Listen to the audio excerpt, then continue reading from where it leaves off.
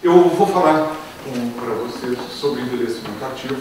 Esse foi o marco político que, enquanto eu era diretor da Organização Mundial da Saúde, na Assembleia Mundial do Envelhecimento, que teve lugar em Madrid, em 2002, nós tivemos a oportunidade de lançar e que desde então vem influenciando políticas públicas, mas também pesquisa, também atividade de sociedades civis, de forma que é um marco político que tem tido bastante influência nesses últimos 12 anos, e eu vou falar por que nós tivemos que atualizá-lo e fazer uma revisão que está aqui já em português do Brasil, mas já está em português. Nós estamos vivendo 30 anos mais do que os nossos avós e nossos filhos, nossos netos, ainda mais. E isso tem repercussões imensas. É o e daí? Qual é a importância desse fato de que nós estamos experimentando uma revolução? E é uma revolução. E eu posso dizer isso sumarizando com esse dado. De 1950 a 2050, apenas um século em termos da história da humanidade, é um estalar de Deus, não é nada. E neste século, nós vamos ver a população geral, a população total de todo o mundo, aumentar de 3,7. É muita gente. Nós vamos ter que nutrir, dar educação, empregos dignos, o impacto disso, do ponto de vista ambiental, mas eu estou falando de menos de 4 vezes. Vejam o aumento que terá a população de mais de 60 anos, 10 vezes. A população com mais de 80 anos, 27 vezes, de 14 milhões, quando muitos de nós, eu inclusive, éramos crianças.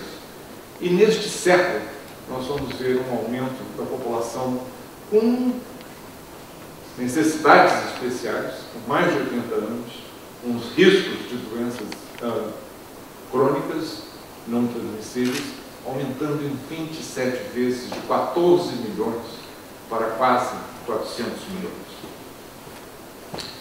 Nós podemos ver aqui esse envelhecimento global de uma forma dinâmica. Nós vemos que em 2030, apenas um país, que era o Japão, tinha uma proporção de pessoas com mais de 60 anos, que é a situação atual já de outros países, com mais de 30% de sua população sexagenários ou com idades superiores. Nós vamos ver que em 2050 esse quadro é muito diferente, inclusive Portugal, que será um dos países mais envelhecidos. O Brasil só não está nessa projeção porque, de acordo com as Nações Unidas, a proporção seria de 29,7%. De acordo com as nossas projeções no Brasil, já terá passado de 30%. Isso é revolucionário. Quando eu era criança, ninguém poderia imaginar, nem quando criança, quando eu era um estudante de medicina, nós falávamos de uma explosão demográfica. E hoje nós estamos falando de um envelhecimento galopante. Essa rapidez do envelhecimento global, ela pode mostrar o contraste quando nós comparamos um país como a França, que levou mais de 140 anos para dobrar a proporção de idosos, de 7% para 14%, coisa que no Brasil nós vamos fazer em 19 anos, o mesmo que a China. A Índia, grandes populações, imensas populações, um pouquinho mais do que nos tocará a nós no Brasil e a China. Isso é revolução. Que em uma geração nós estejamos replicando a experiência que a França, um país já dos mais poderosos e ricos no século XIX, levou muito mais tempo, com muito mais riqueza. E esse é um retrato de uma pirâmide clássica, com uma base grande, para cada vez mais uma forma de pala de canhão. Em 2060, nós estaremos tão envelhecidos quanto os países mais envelhecidos da Europa hoje. Nós vemos aí de uma população hoje em torno de 24 milhões, nos próximos 50 anos atingirá 78. Nós vamos passar de 12% hoje para 34% no ano de 2065. E se vocês acharem que 2065 é um futuro muito distante, não é? Basta que você seja um estudante hoje de nutrição, de fisioterapia ou de medicina, e que se forme no final desse ano, e que tenha, como eu, uma vida profissional, eu já de 45 anos, e eu lhes garanto que se eu continuar vivo, eu ainda vou estar trabalhando daqui a 5 décadas. É o tempo da minha vida profissional, como eu espero venha a ser o tempo de vida profissional de quem está se formando em medicina hoje. Esse é o futuro que cada vez mais vai influenciar a prática não só de profissionais de saúde, de todas as disciplinas. E vamos comparar o que acontece em termos de envelhecimento populacional num país ainda em vias de desenvolvimento e um país como o Canadá altamente desenvolvido. Em 1950, a proporção de pessoas com mais de 60 anos no Brasil era de em torno de 5%. O Canadá mais que o dobro. Em 2015, hoje, nós temos no Brasil 12%. O Canadá, 2 vezes mais. Em 2050, no entanto, de acordo com as nossas projeções do Instituto Brasileiro de Demografia, nós vamos ter mais idosos do que o Canadá. Isso é revolucionário.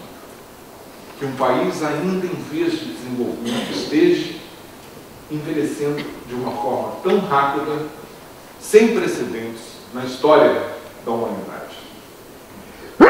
Eu poderia sumarizar isso dizendo que países desenvolvidos primeiro se tornaram ricos para depois envelhecer. Os países em desenvolvimento estão envelhecendo antes de serem ricos.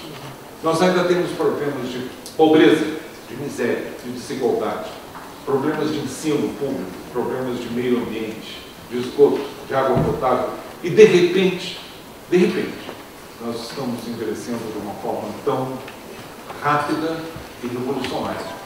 É uma revolução. E eu estou acertando isso, ciente de que eu estou falando aqui na Europa, porque eu acho que não se pode começar uma conferência internacional sem traçar o panorama global do que nos toca e do que nos irá influenciar, seja na Europa, na América Latina, na África, na Ásia, em qualquer continente. Daí a importância de nós adotarmos uma perspectiva de curso de vida. Nós estamos todos no mesmo barco. Estamos nós, os mais velhos, envelhecendo, como estão aqueles que são mais jovens aqui, que terão quase que com certeza o fato de que também vão envelhecer. E o que nós queremos é seguir a vida no vermelho, em termos de nossa capacidade funcional. Quando nascemos, nós somos totalmente dependentes, claro, alguém que nos cuide, e muito rapidamente nós chegamos ao pique da nossa capacidade funcional.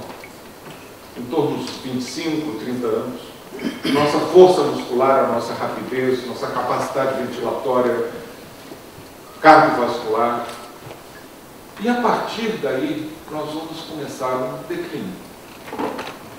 O Cristiano Ronaldo não será para sempre o maior jogador da história, excetuando o Pelé. Ele também terá alguém por trás que virá mais rápido, com mais força, com mais capacidade ventilatória, e pouco a pouco é o nosso destino, é o envelhecimento. Nós vamos chegar aos 85, 90 anos com uma capacidade funcional muito abaixo daquela que nós tínhamos no ápice de nossa juventude. Eu não corro mais em torno do quarteirão com a velocidade que eu tinha aos 25 anos. Não importa.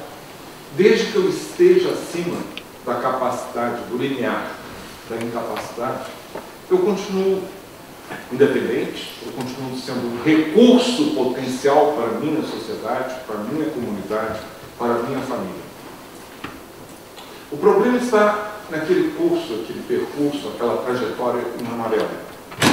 Você nunca atinge o máximo da sua capacidade funcional por causa da pobreza, da desigualdade, de seus pais terem um nível educacional mais baixo, viver num ambiente poluído, não ter um nível educacional alto, tudo isso contribuindo para que você não chegue ao mesmo pique que o Cristiano tinha.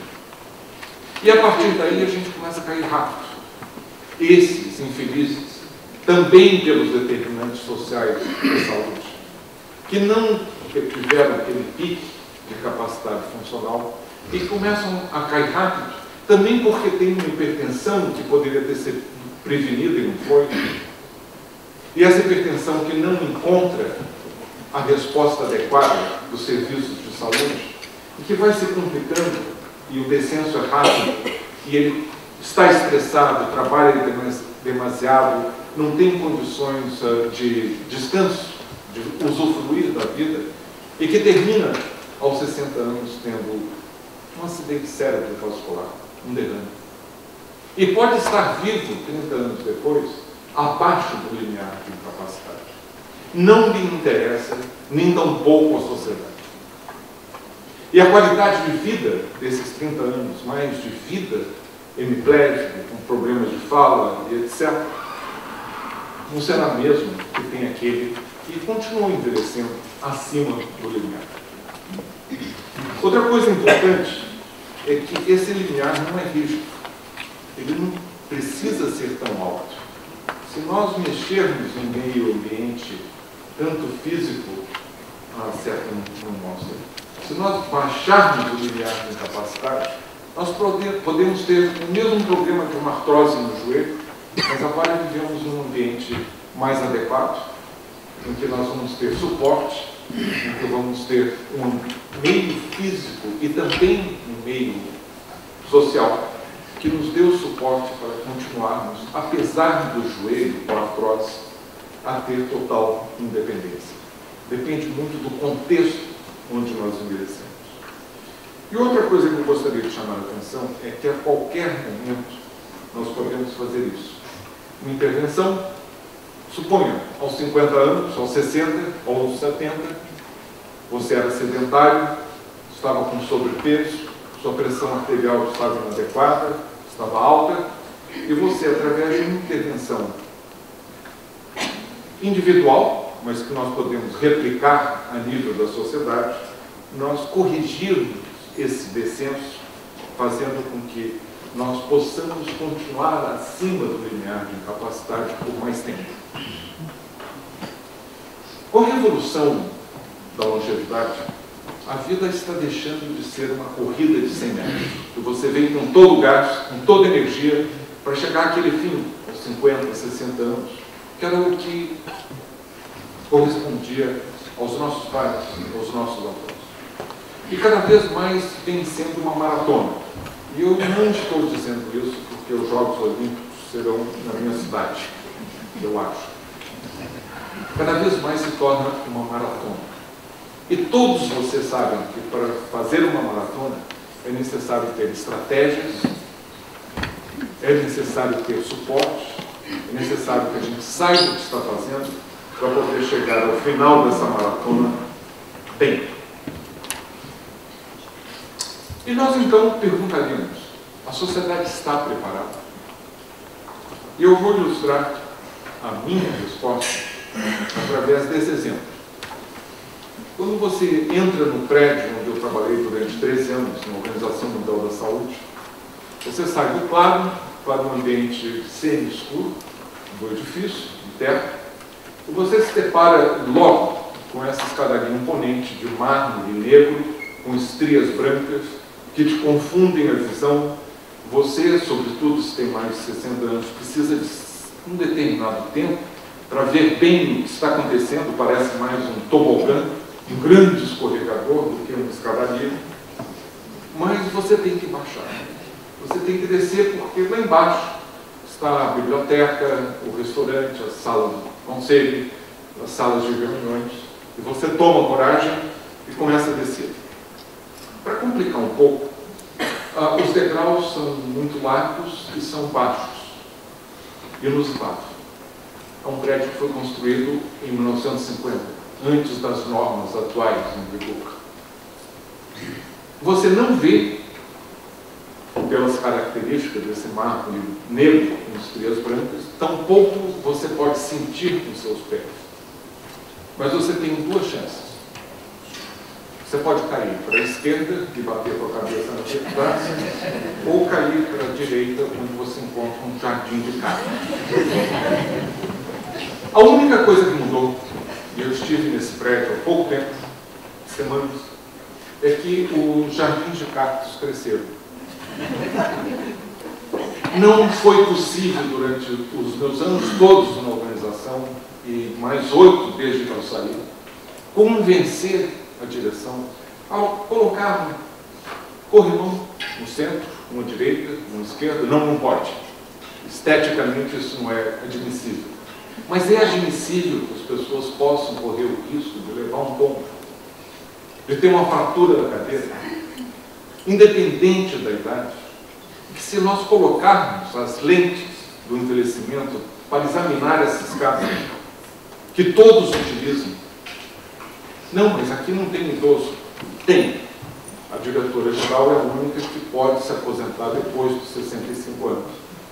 Mas, apesar disso, essa escada é utilizada pelos embaixadores, pelos chefes da missão, pelos filhos dos funcionários, por crianças que por aí passam, por acaso. Se nós colocarmos a lente do envelhecimento e corrigirmos um corrimão, colocando uma estria branca, indicando quando um degrau começa e o outro acaba, todos se beneficiariam.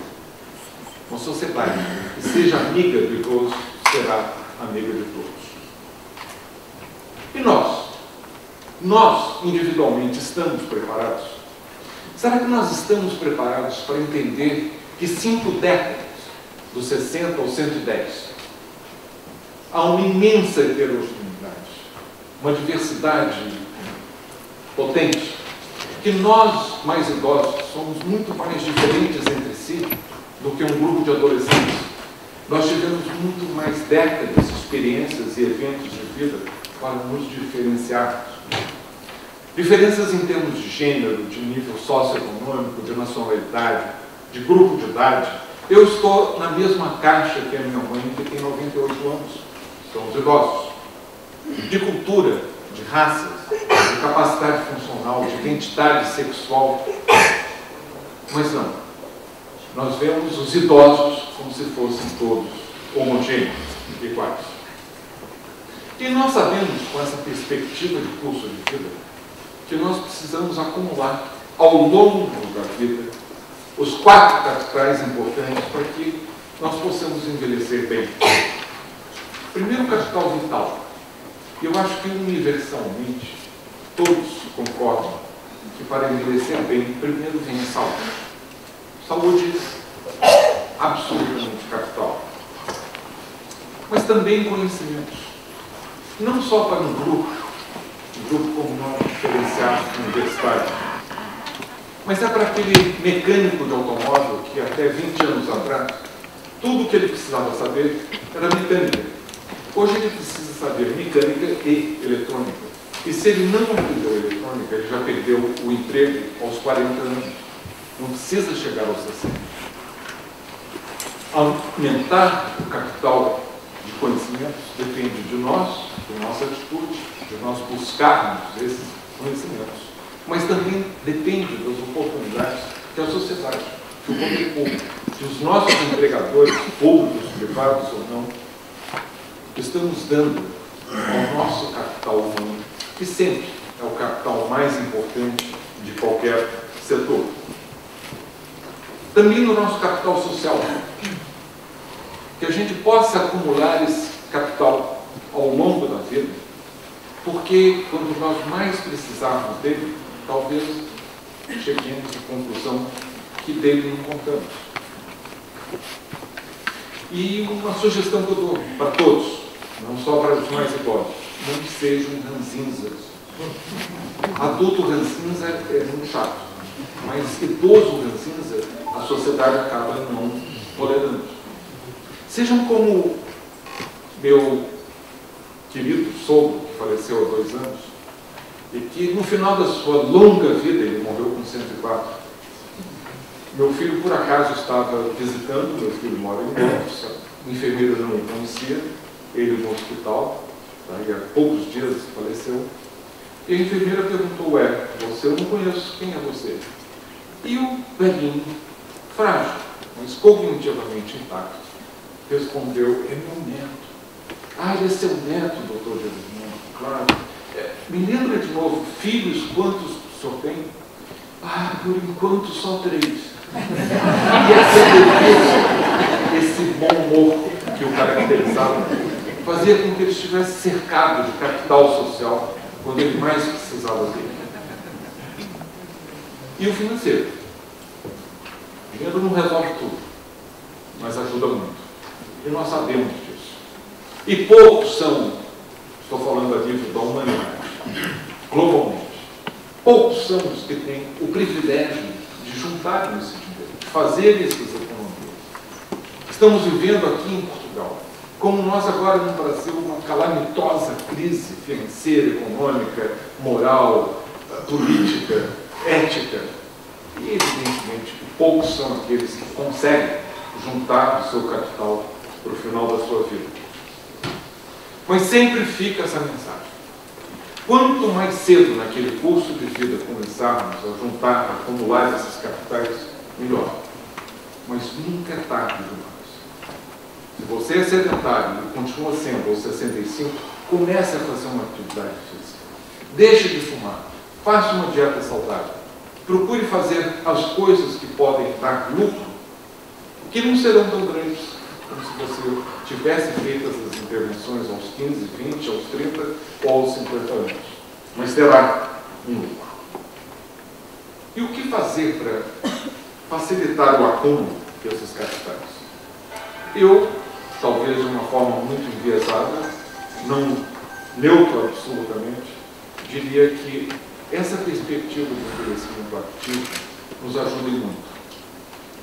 Essa era a capa que tinha da Organização Mundial da Saúde, em 2002, e se vocês olharem e abrirem esse documento curto, 48 páginas, para que as pessoas possam ler em um formato agradável, e que a mensagem já está na capa. E a cada página dupla, as mãos elas se fecham e se abrem, num movimento de aplauso, celebrando o envelhecimento. A mensagem é clara, envelhecer é bom, morrer cedo não presta. E isso está já caracterizado no design dessa capa e a definição que vem logo de início. O que é envelhecimento ativo? É o processo de otimizar oportunidades para saúde, participação e segurança, proteção, de modo que a gente possa ter mais qualidade de vida à medida em que nós envelhecemos. Serve para o indivíduo, a otimização dessas oportunidades, como serve para a sociedade como um todo. Saúde nós já falamos. Participação significa ter direitos. Não é apenas ter capacidade funcional. É a sociedade nos permitir continuarmos nós a prestar uma contribuição. Se a sociedade não o permitir, nós vamos terminar com a infeliz palavra, que eu não sei bem aqui no Portugal, nem tanto, mas no Brasil, traduziram retirement para aposentadoria. Te mandam para aposento, lá no fundo da casa. É isso que nos cabe. Queremos estar no aposento? Não. Eu quero estar como protagonista da minha vida e brigando pelos meus direitos de continuar participando plenamente da minha sociedade. E claro, chegará um dia que talvez eu precise de proteção, de segurança, de um teto sobre a cabeça, de comida sobre a mesa, de um pouco de dinheiro no bolso, para poder continuar contribuindo e para poder ter um mínimo de qualidade de vida. E, meus amigos, centenas de milhões de pessoas envelhecem hoje no mundo sem ter esse mínimo do teto, da comida e da renda limpa. Mas 2002 já faz muito tempo. E claro, como ato político, ele continua e continuou sendo influente. Aquelas ideias eram sãs, mas nós precisávamos atualizar, trazer os conhecimentos acumulados ao longo de mais de uma década, que foi o que nós fizemos com esse novo documento do meu Centro Internacional da Longevidade, mas também traduzido pela Aliança dos Centros Internacionais da Longevidade, que já são hoje presentes em 17 países, que eu tenho o privilégio, a honra de presidir, e nós lançamos na ONU, em Nova York, no final do ano passado, esse documento que, como eu disse, já está traduzido para o português. E o que nós vimos em particular que precisava ser arejado, trazendo novos conhecimentos? Uma posição central na questão de direitos dos idosos. Ontem foi celebrado o Dia Internacional da Prevenção contra a Violência e o Maltrato das Pessoas Idosas. Quantos de vocês sabem que há um dia de prevenção? Por favor, levantem os dedos. Vejam, muitos mais precisam tomar conhecimento disso. Eu vi 5 ou 6 mãos elevadas. E, no entanto, a Organização Mundial da Saúde, em 2000, junto com a ONU, declarou a necessidade desse dia, porque continua sendo um tabu, um estigma.